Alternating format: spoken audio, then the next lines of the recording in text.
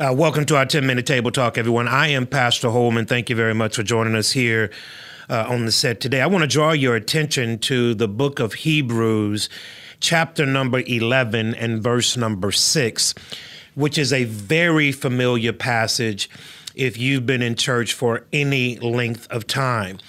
The writer informs us in verse 6 that says, "But without faith, it is impossible to please him. For the one who comes to God must first believe that he is God and that he is a rewarder of those who diligently seek him." And just for a couple of moments, I want to talk to you from the thought of supernatural faith. Unfortunately, some of you out there in TV land try to access God by the natural. You expect God to intervene into the natural affairs of humankind. What God has set in order in Genesis chapter 1 and 2 will proceed the way in which God has designed. That is the natural order of God. And far too many times, too many of us as Christians are trying to find God in the natural. You want God to move in the affairs that are governed by men. But God is a supernatural God that does his greatest wonders in things that are beyond human capability. But far too many Christians, Bible-toting, cross-wearing Christians, have never accessed the supernatural God because they haven't accessed him by faith. God does his greatest works through faith. God does his greatest miracles through faith. The word supernatural here simply means attributed to some force beyond scientific understanding or the laws of nature. When God raised Lazarus from the dead in John chapter number 11, he defied the laws of scientific nature and brought forth a man that was dead. When God healed the man who had been blind, when God raised the man who had been lame, when God did all of these supernatural things, he was doing those things in defiance of scientific theory. God operates in the supernatural. And so the writer here gives all of these examples of faith and all of these men and women who access God in situations that were greater than they were. They understood that the situation that I'm in right now far defies anything that I can reason within my own mind. And so verse number 6 says, without faith, it's impossible to please God. You are asking God to do what you are responsible for. You're asking God to pay what you have a duty to pay. You're asking God to intervene in the affairs of your life when you are well capable of doing the things that you're asking God to do. And God will not step into the affairs of man as long as they are natural and within man's ability to solve. You getting up and going to work every day is an ability, is a problem that you can solve. You paying your bills on time is a problem that you can solve. We are asking God to intervene into the moments in our lives that we are directly responsible for. It's the natural order of things. And God will not intervene into the natural order of things. God is supernatural.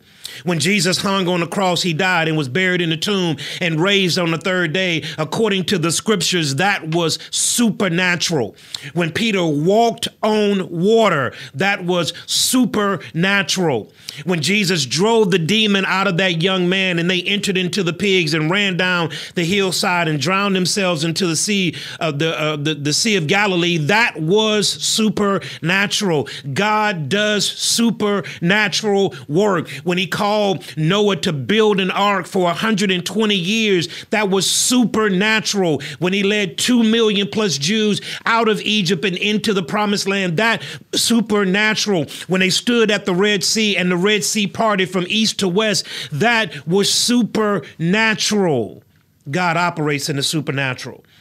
So he says, but without faith, it's impossible to please him. Why? Because the one that comes to God must first make up in his mind that he is God. The one that comes to God must first make up in his or her mind that he is God. And once I make that up in my mind, the Bible further goes on to say that he will reward me if I diligently seek him. See, I am asking God for supernatural events that he can show himself strong through. I'm not asking God to work in my life to do the things in which he's called for me to do, because that's my responsibility. I'm asking God to show up in ways that are supernatural, things that are beyond my acumen, things that are beyond what I can do. God, you show up in those moments. God, I can't save anybody. Use these hands, use these feet, use this mouth to help proclaim your message so that some man, some woman goes from death unto life. That's a supernatural event. When I pray for somebody according to what they may be going through in their life, that is a supernatural event, because I'm asking God to intervene into that which is supernatural, by which I have no means to do myself. And so he says that if I seek God, if I diligently seek him, God will reward me. And far too many of you are asking God to intervene into the natural things in your life. And that's why you don't see him moving. You don't see him moving because God then says, that's your responsibility. God then says, I've called you to do that. When things are well outside of our area of expertise, well outside of our control, that's when God does his greatest work. That's why you got to dream big. That's why you got to imagine big. That's why you got to go after things that are well beyond what you yourself know that you are capable of doing. Because by doing so, you activate a supernatural God by supernatural faith. Ask God to do great things.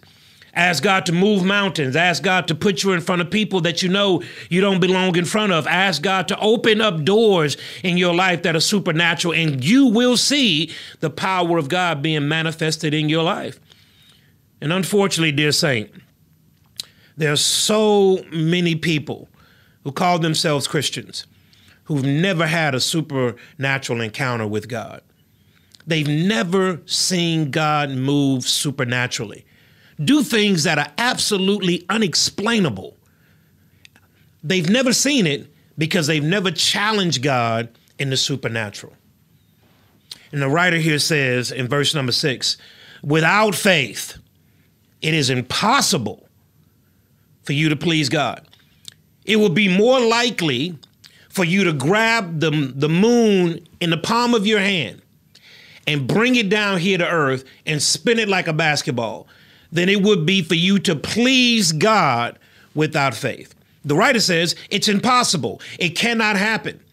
I cannot please God apart from the faith that it takes to access God.